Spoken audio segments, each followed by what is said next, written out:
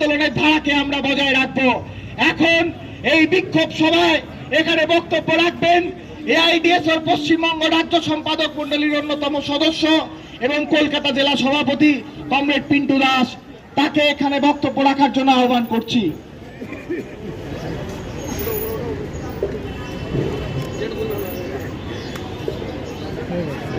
comrades ও বন্ধুগণ, গত পরশুদিন যাদবপুর বিশ্ববিদ্যালয়ের অভ্যন্তরে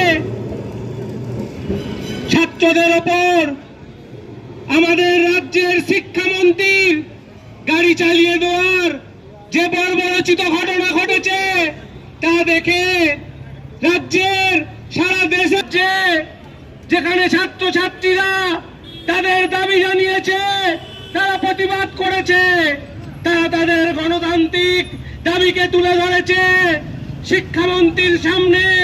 সেখানে আমরা দেখলাম যখন রাজ্যের শিক্ষা ব্যবস্থা আক্রান্ত, শিক্ষার ন্যূনতম পরিকাঠামো যেখানে নেই, যেখানে জাতীয় শিক্ষানীতি এবং রাজ্য শিক্ষানীতি একত্রিতভাবে সমগ্র সরকারি শিক্ষা ব্যবস্থাকে ধ্বংস করছে, কলেজে কলেজে ছাত্রছাত্রীদের প্রতি